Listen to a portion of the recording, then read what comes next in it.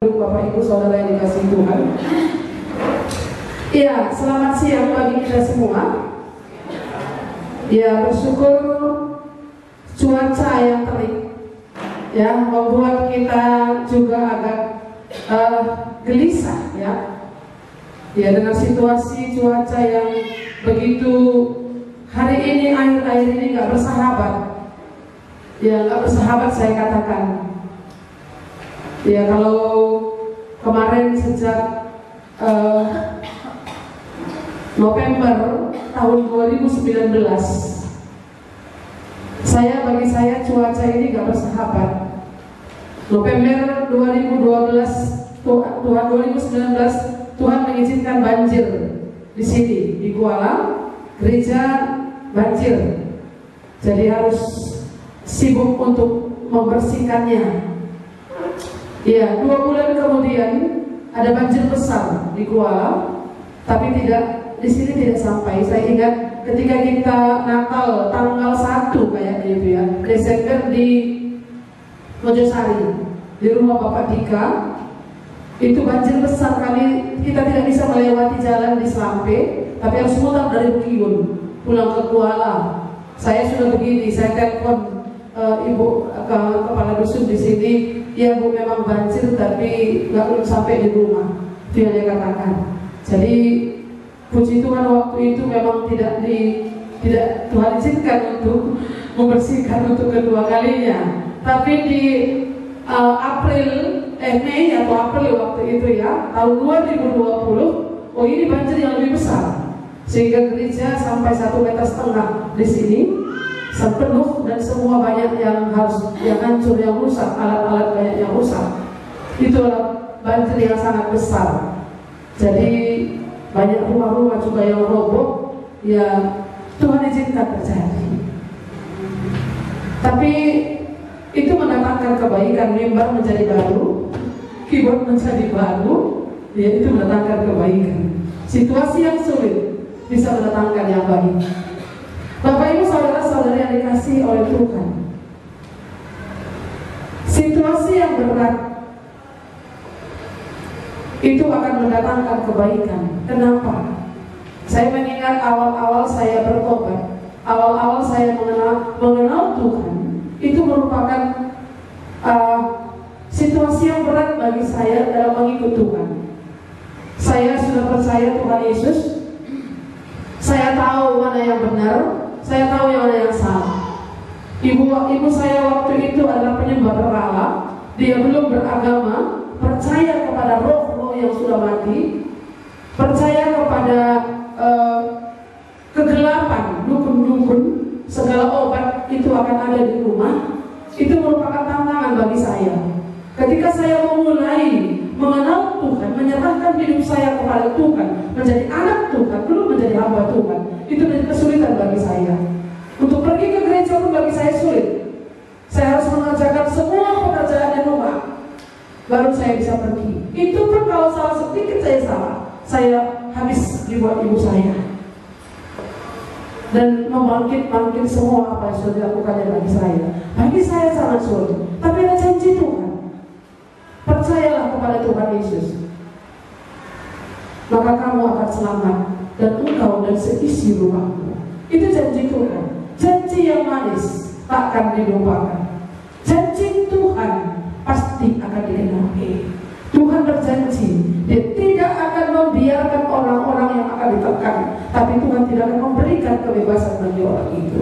Tuhan tidak akan membiarkan orang-orang yang teraniaya, tidak akan Tuhan lepaskan. Seimbang tahun-tahun penderitaan itu dengan kelepasan yang diberikan Tuhan bagi kita. Hari ini saya bersyukur kepada Tuhan, seisi rumah saya boleh mendengarkan kabar keselamatan, dan ada banyak yang Tuhan selamatkan. Tapi itulah yang menjadi ucapan syukur dalam hidup ini. Tapi melewati semuanya itu, tahun-tahun untuk melewatinya itu bukan tahun yang gampang, tapi tahun-tahun yang berat, situasi yang berat, air mata, lutut yang berdoa, banyak penderitaan. Tapi tak seberapa dibandingkan dengan penderitaan yang dialami oleh Tuhan Yesus ketika Dia ada di dalam dunia ini untuk menyelamatkan saudara dan saya. Oleh sebab itu Tuhan berjanji setiap orang yang Tuhan izinkan mengalami penderitaan oleh karena mengikut Tuhan, pasti Tuhan akan berikan kebebasan, pasti Tuhan akan berikan jaminan. Berakit-rakit dahulu, berenang-renang ke tepian, itu kata pepatah bahasa Indonesia. Bersakit-sakit dahulu, bersenang-senang kemudian. Tapi banyak orang berpikir gak mau berakit-rakit, mereka mau langsung berenang. Iya, jalan pintas, makanya bisa orang hanyut. Tapi kalau kita berakit-rakit dahulu, melihat di mana posisi sungai, posisi air yang dalam, di mana kira-kira tepi daripada air itu, di mana lubuknya. Kalau kita sudah berakit kelilingnya itu, kita tahu di sini rupanya. Maka ketika aku berenang, aku akan tahu di mana tempat-tempat yang berbahaya. Itu akan terjadi. Maka ketika kita melewati kesulitan dalam hidup kita, ya, sekalipun kita beriman kepada Tuhan, satu saat Tuhan akan mengembalikan kita ke dalam lubang yang sama. Ada kekuatan yang Tuhan berikan. Mari kita belajar dari jemaat di Tesalonika. 2 Tesalonika, surat Paulus yang kedua kepada jemaat di Tesalonika.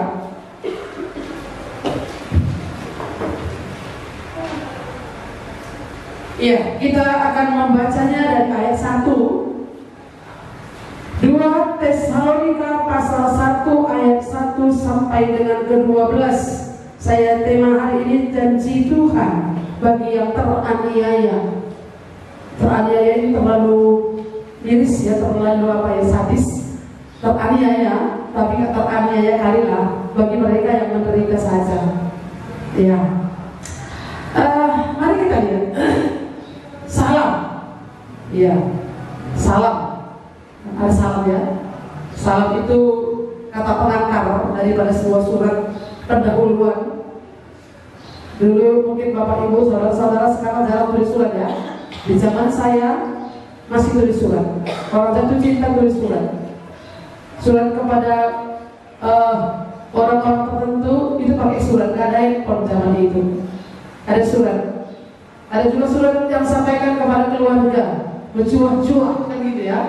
Salam, Horas, itu yang disampaikan awalnya. Ini salam, salam dari Paulus. Berarti surat ini dari Paulus, Silwanus dan Timotius. Ada 3 orang percaya kepada jemaat orang-orang Tesalonika di dalam Allah Bapa kita, Allah Bapa kita, dan di dalam Tuhan Yesus Kristus. Kasih karunia dan damai sejahtera dari Allah Bapa kita dan dari Tuhan Yesus Kristus menyertai kamu.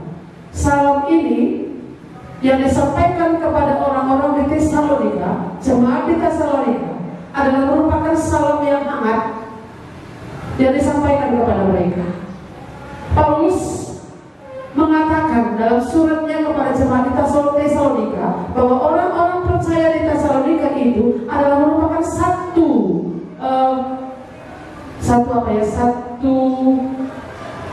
kawanan, ya, menjadi satu saudara, menjadi keluarga di dalam Tuhan.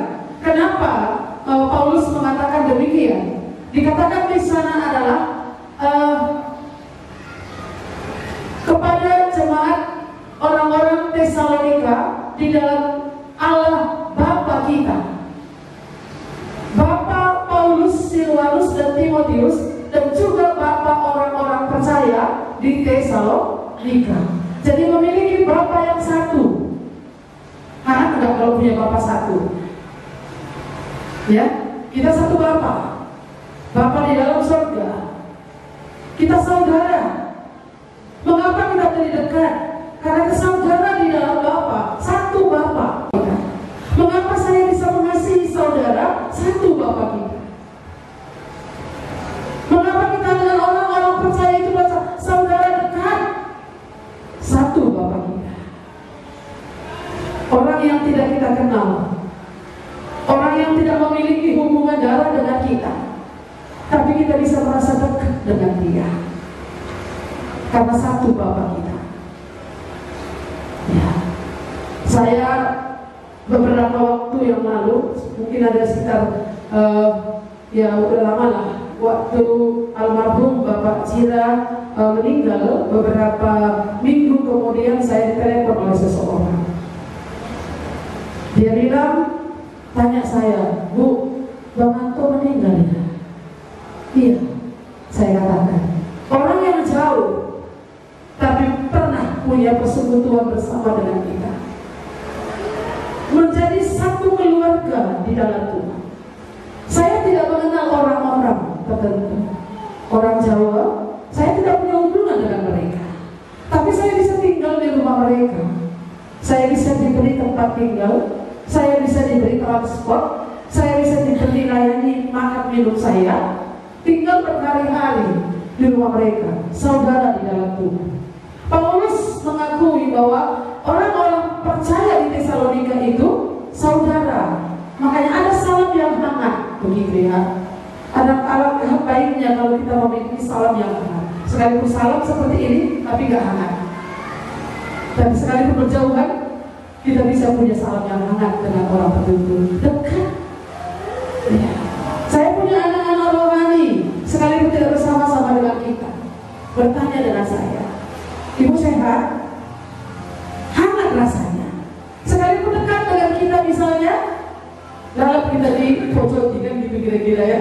Tapi biasanya yang dekat itu ya sering punya masalah. Tapi kalau memang ada kasih di situ, tadi tetapnya hangat sekalipun di pojok kan begitu ya. Baik, inilah salam daripada Paulus kepada jemaat ini, salam yang hangat. Kenapa salam yang hangat? Mari kita lihat ayat 3. Paulus mengucap syukur kepada Tuhan, ya, mengucap syukur kepada Tuhan dan berdoa untuk jemaat ini. Berarti dia sungguh sangat dekat. Kami wajib selalu mengucap syukur kepada Allah karena kamu, ya, saudara-saudara, dan memang patutlah demikian, karena imanmu makin bertambah dan kasihmu seorang akan yang lain makin kuat antara kamu. Ini yang disyukuri atas jemaat ini. Apa? Apanya? Karena apa? Langsung kita baca. Karena imanmu makin bertambah. Rupanya kalau iman kita makin bertambah atau bertumbuh, orang lain bisa bersyukur. Bukan hanya kita yang bersyukur, orang lain pun bersyukur, apalagi kita. Kalau iman kita semakin bertumbuh, dulu pinangku, tujuh, kan gitu ya, kira-kira bertobat, semakin bertumbuh imannya. Oh, aku orang percaya, aku tidak lagi mencuri. Firman Tuhan katakan, janganlah mencuri, berhentilah mencuri. Kalau Taurat berkata apa? Jangan mencuri. Tapi Yesus berkata apa? Berhentilah mencuri. Terus apa? Lupa ya, Matius pasal 5. Berhentilah mencuri dan bekerja, giatlah bekerja, supaya kamu bisa memberi kepada orang lain. Bertumbuh dia. Dulu dia mencuri, sekarang bukan hanya berhenti, tapi dia bisa bekerja dengan giat, bekerja untuk Tuhan, melayani Tuhan, dan dia bisa berbagi kasih kepada orang lain. Akhirnya orang lain bersyukur. Bersyukur. Tetangga kita dulu dia mencuri, sekarang dia bertobat, berhenti dia mencuri, bekerja dia keras, lalu dia beli ikan, dia kasih ikan sama kita. Bersyukur kan? Iya. Jadi kalau orang bertambah imannya, bukan hanya orang itu yang bersyukur, tapi kita pun bisa bersyukur kepada Tuhan. Tapi kalau orang imannya tidak bertumbuh, bagaimana? Akan bermasalah. Bukan hanya dengan dirinya dia bermasalah, bukan hanya dengan diri kita bermasalah kalau kita tidak bertumbuh, tapi dengan orang lain pun kita ada bermasalah. Orang lain pun bisa pusat dengan kita. Kita marah-marah, kita tidak bertumbuh, kita marah-marah. Sekeliling kita pun akan mengalami dampaknya. Anak dulu kena marah, kamu cubit anak, kamu yang akan bertumbuh, marah kan gitu ya. Ini menjadi dampak yang sangat buruk juga bagi orang lain. Jadi Paulus ini mengatakan, aku mengucap syukur, kami mengucap syukur, wajib selalu mengucap syukur kepada Allah. Ucapan syukurnya kemana? Kepada Allah. Karena kamu, saudara-saudara, dan memang patutlah demikian, karena imanmu makin bertambah dan kasihmu seorang akan lain makin kuat antara kamu. Mereka saling kuat, saling bergandengan tangan.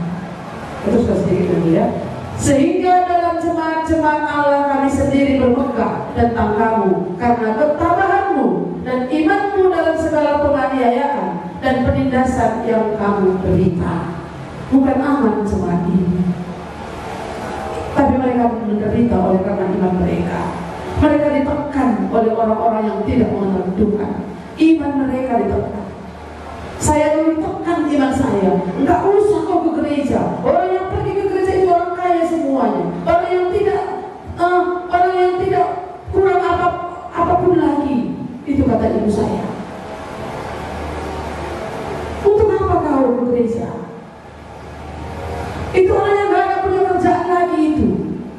Atau satu lagi di pasang ibu saya bilang apa? Kalau sudah rotak di sebuah gereja kan? Penderitaan itu. Kenapa gak berotak katanya? Ada memang karena sudah cukup dia, nggak kurang dari secara finansial, ekonomi cukup. Lalu satu lagi orang si larotak gua bela gua, itu belum ibu saya dulu. Ya. Mereka nggak masalah bagi mereka, nggak ada apa-apa, nggak masalah. Ya udah ikut saja orang lain begitu. Tapi itu salah pengertiannya, dan saya tekan dalam hal itu. Sedikit saya salah, langsung iman saya, itulah kau, sia-sia kau ke gereja. Ngadi, capek ini, tertekan di dalam ini. Tapi saya ingat dari Tuhan tadi, percaya kepada Tuhan Yesus. Apa tindakan yang saya buat, bukan karena saya, tapi karena Tuhan. Oleh karena anugerah itu saya bisa berdoa. Ya, bagian saya cuma berdoa, bagian saya cuma berbagi firman Tuhan. Gak mau dia masalah kita. Aku membaca katanya. Saya kasih kabar ya itu belum perlu aku dengan lagi. Tapi Tuhan yang membuat dia datang kepada Tuhan. Iya, jemaat di Tesalonika ini ditentang imannya. Mereka itu tidak leluasa untuk menyembah Tuhan. Bahkan mereka setelah mereka mengenal Tuhan itu pun ada lagi yang paling menakutkan bagi mereka. Ada ajaran yang muncul di tengah-tengah mereka. Kan mereka sudah mendengar tentang kedatangan Tuhan, seperti yang kita belajar di minggu-minggu yang lalu, tentang kedatangan Tuhan yang kedua kali. Tapi di masa itu ada orang yang mengatakan inilah waktunya, udah datang Tuhan Yesus tadi. Tuh mereka gak diangkat, bingung mereka, sehingga mereka takut.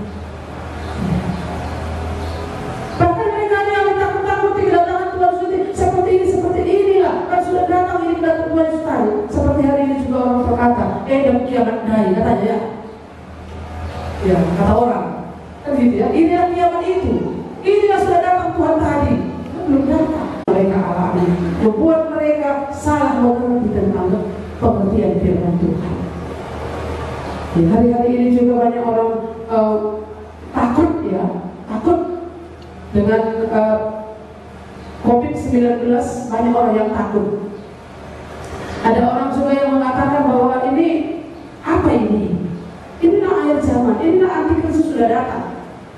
Nanti vaksin itu diberikan itu ada chipnya itu, nanti itu chip 666 itu katanya lagi. Ada pengajaran yang berkata seperti itu, sehingga banyak orang percaya juga yang bagaimana nanti ketakutan. Padahal kedatangan Tuhan Yesus itu seharusnya bukan hal yang menakutkan, tapi hal yang disyukuri, hal yang dinanti-nantikan oleh orang percaya. Kalau ada kita mengatakan bahwa aku belum siap kedatangan Tuhan Yesus yang kedua kali, ini masih tanda tanya. Seharusnya kita siap untuk datangkan kedatangan Tuhan itu. Mereka mengalami penderitaan, tapi satu yang kita lihat di sana, mereka kuat dalam kasih. Mereka bergandengan tangan satu dengan yang lainnya. Mereka saling membangun, mereka saling menguatkan. Mereka punya iman yang bertumbuh. Lewat penderitaan itu, mereka semakin mencari Tuhan. Dan mereka mendengarkan Paulus sebagai hamba Tuhan. Mereka menerima surat itu. Paulus memberi pengharapan bagi mereka. Paulus mengingatkan mereka, hai orang-orang Tesalonika, imanmu semakin bertambah, kasihmu makin kuat dengan sesamamu. Oleh karena itu apa kata Paulus? Ayat 4. Sehingga dalam jemaat-jemaat Allah kami sendiri bermegah tentang kamu, karena ketabahanmu dan imanmu dalam segala penganiayaan dan penindasan yang kamu derita. Suatu bukti, itulah buktinya, suatu bukti tentang adilnya penghakiman Allah, yang menyatakan bahwa kamu layak menjadi warga kerajaan Allah. Orang-orang yang teraniaya, orang-orang yang tertindas itu menunjukkan keadilan Allah, bahwa mereka ini adalah orang-orang yang layak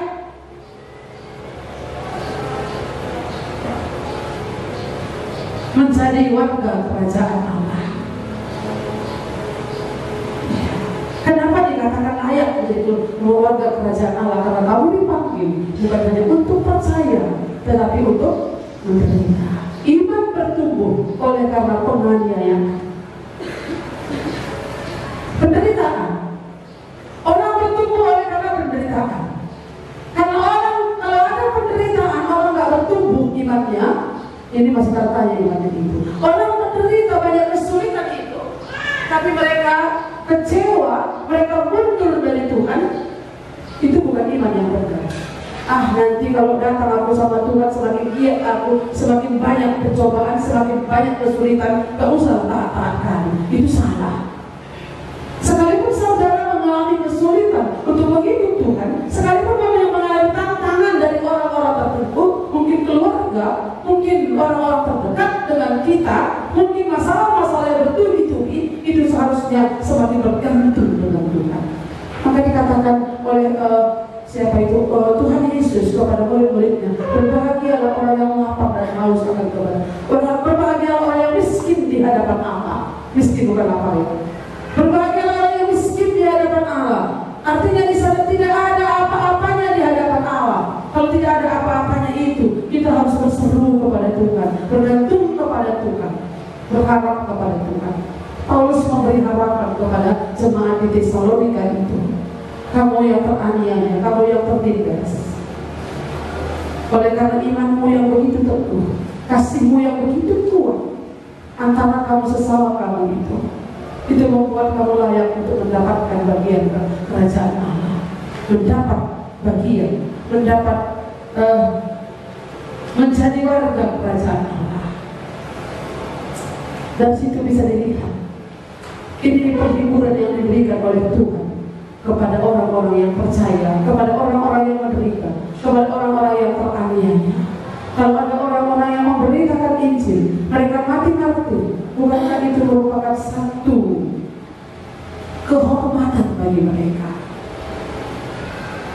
Kalau ada orang-orang yang teraniaya oleh karena Injil, itu merupakan satu kehormatan. Dia layak mengambil bagian dalam kematian Kristus. Betapa berbahagianya orang yang seperti itu. Ya, itu bukan mati konyol. Daripada mati konyol, merampok nih, dikejar-kejar. Ada dulu saya ingat itu narkoba. Lalu kemudian karena nggak ada lagi uang di mana tuh lagi dicuri. Relawan dicuri, dikejar dapat dipukul sampai mati. Kan konyol namanya itu. Kalau kita memberitakan Injil, mempertahankan nama Tuhan, ya kenapa tidak? Karena saudara layak menjadi kerajaan, warga kerajaan Allah. Itu janji Tuhan, bukan hanya kepada jemaat di Tesalonika, kepada kita pun hari ini. Kalau kesetia dan taat, kalaupun kita mengalami kesulitan mempertahankan iman kita, diajak orang, ya begitu Tuhan mulai malah akan serah-serah kata diajak orang itu, tidak kan? Itu kata orang. Ya. Tapi gak masalah. Hanya diajak belum apa-apa, belum seiris pun belum ada mengeluarkan darah, setetes pun belum ada mengeluarkan darah dalam pemberitaan Injil. Hanya mempertahankan iman itu.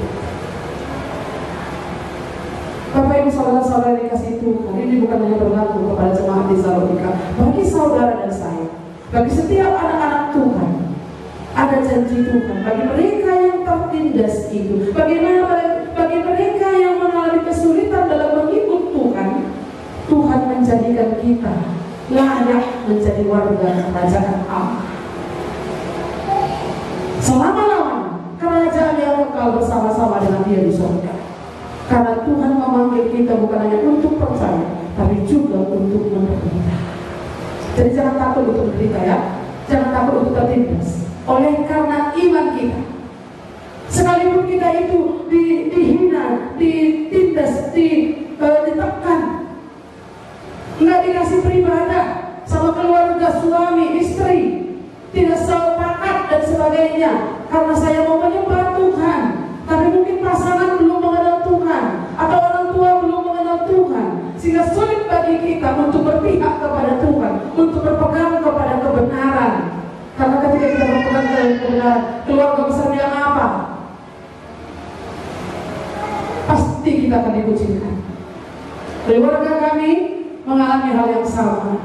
Dulu ketika pertama ibu saya bertobat, ada saudara-saudara memanggil mereka, namanya kita ini beraneka ragam, punya latar belakang keyakinan yang berbeda-beda, sekalipun sudah Kristen ke gereja, tapi belum memiliki Tuhan dengan benar. Mereka kompromi dengan kuasa kegelapan. Kami diundang untuk pergi ke satu acara yang berhubungan dengan kuasa kegelapan. Ada waktu itu, mungkin ini kesekian kali saya sampaikan, tapi waktu itu ada impal saya, anaknya itu sakit, lalu kemudian sembuh oleh karena dia berobat ke salah seorang dukun. Dan dukun itu berkata, sehat bagi ia, pacakkan bagi ini. Itu kebiasaan, budaya, kepercayaan yang mereka miliki. Maka waktu itu impal saya itu datang kepada ibu saya, Mami, kamu harus gym, kamu harus di situ, kamu kali bubu. Satu-satunya adalah ibu saya, bapak nggak ada lagi. Itulah yang harus ada di situ. Percaya, nakku lagi diukur. Pas kerja terus sinain pagi, aku akan hadir. Tapi dalam hal ini, aku minta maaf. Sekali aku labaci aku ini sekarang ini seperti orang yang sedang berobat. Ada tambar kita, pantang tambar masih pagi. Sana aku tambar mandi batadai. Tapi ada juga keluarga-keluarga yang heboh. Gak usah kau pergi ke gereja dirimu itu. Gak usah kau ikuti kakakmu itu dan sebagainya. Intinya malah saya kata lagi. Iya. Saya tidak menikah bukan karena orang lain, bukan karena iman saya. Iya, tapi karena pilihan mengikut Tuhan. Jadi itu dia. Bapak Ibu saudara-saudara yang dikasihi Tuhan, ada tantangan yang akan kita hadapi ketika kita mengikut Tuhan. Karena kita mengikut Tuhan ini, kita pribadi mengikut Tuhan, tapi banyak orang lain yang di sekitar kita yang berusaha untuk merintangi bagaimana supaya kita tidak takut untuk datang kepada Tuhan. Ada kesulitan-kesulitan yang kita hadapi. Apakah kita mau bertahan? Apakah iman kita bertumbuh oleh karena tekanan itu? Kalau saudara bertumbuh, ada janji Tuhan. Apa janji Tuhan? Kamu akan menjadi warga kerajaan Allah. Mana lebih mau menjadi warga kerajaan, warga keluarga ginting mergana, tapi hidup dalam glamor dan penyembahan berhala, tapi akan mendapatkan kebinasaan. Mana lebih terpilih? Kalau saya akan pilih menjadi warga kerajaan Allah, ikut Tuhan, sekalipun dunia ditawarkan dengan segala kebolehannya, akan menjadi warga kerajaan Allah. Ini penghiburan daripada Tuhan.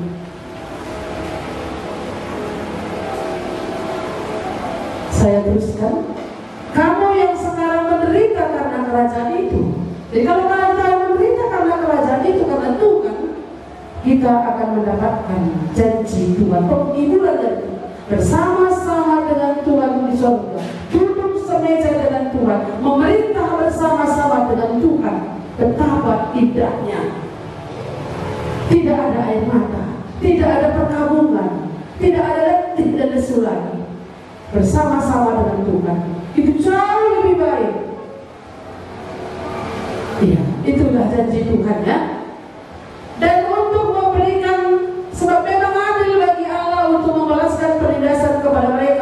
menindas kamu, dan untuk memberikan kelegaan kepada kamu yang ditindas, dan juga kepada kami pada waktu Tuhan Yesus dari dalam surga menyatakan dirinya bersama-sama dengan malaikat-malaikatnya dan kuasanya di dalam nyala api yang bernyala-nyala. Jadi ada waktunya nanti bahwa kita ini akan diberi kelegaan oleh Tuhan, luput dari nyala api yang bernyala-nyala itu. Sementara orang-orang akan masuk dalam nyala api yang bernyala-nyala, tapi sementara kita, orang-orang yang bertahan dalam imannya tadi, itu akan mendapatkan kebahagiaan menjadi warga kerajaan Allah tadi. Betapa bahagianya. Hanya di bumi ini kita diproses memang. Iya. Betapa berbahagia. Ada janji Tuhan ya bagi mereka yang menganiaya. Ada janji Tuhan bagi kita yang mengalami kesulitan. Hari ini banyak orang mengalami kesulitan. Kesulitan perekonomian, kesulitan untuk mencari kerja, kesulitan untuk menikah juga termasuk, kesulitan untuk berjuang mendapatkan sesuatu saat ini finansial. Ada anak-anak sudah sarjana mencari pekerjaan, sulit untuk mencari pekerjaan. Ada orang menawarkan pekerjaan, kamu bayar sekian. Iya, macam-macam. Tapi bagaimana kita untuk melewati semuanya itu? Kesulitan yang banyak. Apakah saudara mau mempertahankan iman saudara? Untuk berpihak kepada Tuhan, untuk tidak berdosa dalam hal itu. Kalau saudara menyogokkan sama dengan berdosa di hadapan Tuhan. Kalau saudara memanfaatkan orang lain, kalau saudara itu mengikuti dengan cara yang salah, kalau pernah menikah dengan cara yang salah, bukankah itu tidak bertahan di dalam imannya? Nanti daripada gak kawin, bengkok. Ya, seperti itu. Waktu gue katanya, isi-isi. Siapa saja. Yang penting ada orang yang mau. Itu adalah merupakan pilihan yang pokok. Bapak, Ibu, saudara-saudara yang dikasihi oleh Tuhan, tekanan itu, masalah itu seharusnya sebagai orang percaya membuat kita semakin bertumbuh. Jangan KO. Ya, tahu KO? Kalau orang main sepak bola itu kan KO, enggak satu, main itu 1, 2, 3 itu sampai hitungan berapa, tidak bangkit lagi. Tapi orang percaya itu sekalipun dia jatuh, tidak sampai kepada tergeletak, tapi karena datanglah kepada Tuhan, bertahanlah demi iman saudara, sekalipun mengalami situasi yang sulit. Hari ini banyak kesulitan. Di tengah-tengah COVID-19 ini pun banyak kesulitan. Apakah kesulitan itu membuat kita tidak datang kepada Tuhan? Membuat kita tidak beribadah kepada Tuhan? Ada banyak tantangan bagi kita dari keluarga kita. Ada pesta. Sekarang ini berkala pesta. Mau ingat itu? Iya. Membuat kita datang kepada Tuhan. Membuat kita tidak sulit untuk datang kepada Tuhan. Banyak sekali tawaran-tawaran itu. Iya. Lalu apa katanya kepada mereka yang tidak mau mengenal Allah? Itu juga Allah yang adil. Ada janji Tuhan juga. Mari kita lihat ayat yang ke-8. Dan mengadakan pembalasan terhadap mereka yang tidak mau mengenal Allah dan tidak mentaati Injil Yesus. Ayat 8. Dan mengadakan pembalasan terhadap mereka yang tidak mau mengenal Allah. Banyak orang yang tidak mau mengenal Allah. Mereka tidak mau belajar kepada Tuhan. Mereka merasa diri mereka puas dengan hidup mereka. Tidak mau belajar kepada Allah. Tidak mau belajar dengan situasi yang ada. Sudah ada situasi yang sulit dalam hidup mereka, Tuhan menolong mereka, tapi mereka bukan itu berkuat datang kepada Tuhan. Ada kadang-kadang memang orang tertentu itu, oleh karena kesulitan mereka datang kepada Tuhan. Oleh karena duka cita mereka datang kepada Tuhan. Ada juga orang menolak berkat mereka datang kepada Tuhan. Tapi kadang-kadang ada orang sekalipun Tuhan sudah menyatakan berkat-berkatnya, sudah menyatakan kuasanya, tapi mereka juga tetap mengeraskan hati mereka. Sudah melihat berkat Tuhan, sudah melihat anugerah Tuhan dalam keluarga mereka. Tuhan sudah memberkati mereka, sudah memberi kesehatan, tapi tidak juga datang kepada Tuhan. Ataupun Tuhan sudah menghajar mereka, membuat kesulitan dalam diri mereka, tapi toh juga tidak datang kepada Tuhan. Inilah orang yang tidak mau mengenal Tuhan. dan orang yang tidak taat kepada Injil Yesus. Tidak taat. Tuhan meminta kita juga bukan hanya untuk percaya, tapi taat. Tidak taat kepada Injil Yesus. Tidak menerima, tidak mau berpihak kepada Tuhan. Apa yang akan terjadi? Mereka ini akan menjalani hukuman kebinasaan selama-lamanya. Jadi Paulus menghiburkan orang Tesalonika ini, hai orang-orang Tesalonika, gak usah kalian takut, berharaplah kepada Tuhan. Sekalipun situasi kamu sulit, situasi kalian sulit, orang-orang yang menindas kamu itu, orang-orang yang tidak mau mengenal Allah, orang-orang yang tidak taat kepada Injil Yesus itu, mereka nanti akan ditindas. Jadi gak usah kalian bingung, gak usah kalian galau, biarkan mereka. Tuhan yang akan nanti mengatur. Penghakiman adalah hakku. Kita kadang-kadang kan benci lihat orang yang marah kepada kita ataupun orang yang menindas kita, palak kita. Nggak usah, biarkan Tuhan nanti yang akan bertindak atas mereka. Terus kepada jemaat di Tesalonika, ya, mereka akan menerima, akan menjalani hukuman kebinasaan selama-lamanya, dijauhkan dari hadirat Tuhan dan dari kemuliaan kekuatannya. Apabila ia datang pada hari itu untuk dimuliakan di antara orang-orang kudusnya dan untuk dikagumi oleh semua orang yang percaya. Sebab kesaksian yang kami bawa kepadamu telah kamu percayai. Telah kamu percayai, ya. Jadi Kristus itu dimuliakan kapan? Ketika dia naik ke atas kayu salib. Ketika dia menderita, itu dia dimuliakan. Raja di atas segala raja. Di manakah hidup orang percaya itu akan dimuliakan? Ketika kita mengalami satu penderitaan dan kita kuat, kita bertahan. Ketika kita itu menang dari dosa, ketika kita bisa mengalahkan kuasa kegelapan itu, disitulah Tuhan dimuliakan lewat hidup kita, dan disitulah pujian itu datang terhadap orang percaya. Ya, bukan ketika kita bernyanyi Haleluya, puji Tuhan, bukan gitu. Ku sembah Kau Tuhan, bukan di situ. Tapi ketika kita mengalami hal yang sulit, ketika diperhadapkan kepada situasi yang berat, tapi di mana kita bergantung kepada Tuhan, ini aku Tuhan, disitulah Tuhan akan mengangkat kita. Terima kasih anakku, engkau bertahan dalam segala kesulitan.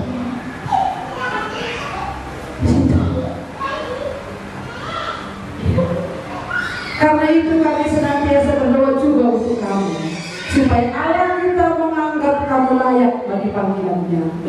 Ini doa Paulus menghiburkan jemaat di Tesalonika. Karena itu kami senantiasa berdoa juga untuk kamu. Tidak dibiarkan jemaat itu sendirian. Kami berdoa untuk kamu. Siapa? Paulus, Timotius, dan Silwanus. Kita juga berdoa untuk orang-orang yang kita layani. Hamba Tuhan berdoa untuk umat Tuhan. Para pengurus berdoa untuk jemaat Tuhan. Ada banyak pekerjaan-pekerjaan Tuhan yang harus didoakan. Berdoa untuk saudara-saudara. Bergandengan tangan. Itu makanya kita bentuk tim doa, supaya berdoa di tengah-tengah gereja Tuhan. Sekalipun kami tahu saudara Bapak Ibu berdoa di rumah saudara, tapi persekutuan doa itu penting, supaya saling bergandengan tangan. Kasih itu penting di tengah-tengah sebuah jemaat itu. Karena itu kami senantiasa berdoa juga untuk kamu, supaya Allah kita menganggap kamu layak bagi panggilannya, dan dengan kekuatannya menyempurnakan kehendakmu untuk berbuat baik dan menyempurnakan segala pekerjaan imanmu. Inilah doa Paulus kepada jemaat Tesalonika itu, supaya kasih mereka, pekerjaan iman mereka menjadi sempurna di dalam Tuhan. Perlu juga kita berdoa untuk orang lain, supaya kasihnya itu menjadi senang Tuhan melihat kasihnya itu. Pekerjaan imannya itu supaya bisa memuliakan Tuhan. Karena banyak orang melayani, tapi bukan dengan hati yang tulus, dengan program. Bahkan gereja-gereja juga banyak yang seperti itu, dengan program, bukan karena kasih, bukan karena hati yang mau melayani. Paulus berdoa untuk jemaat ini, orang-orang percaya di Tesalonika. Kami berdoa senantiasa juga untuk kamu, supaya Allah kita, kembali dikatakan Allah kita, menganggap kamu layak untuk panggilannya, menganggap kamu layak untuk panggilannya.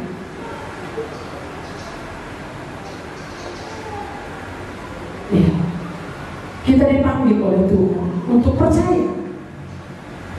Kita dipanggil oleh Tuhan untuk melayani. Kita dipanggil oleh Tuhan untuk bersekutu, supaya itu dianggap layak oleh Tuhan dan disempurnakan oleh Tuhan. Itu perlu dengan hati yang tulus. Itu pun didoakan Paulus supaya pelayanan mereka, hati mereka, iman mereka, kasih mereka bisa disempurnakan.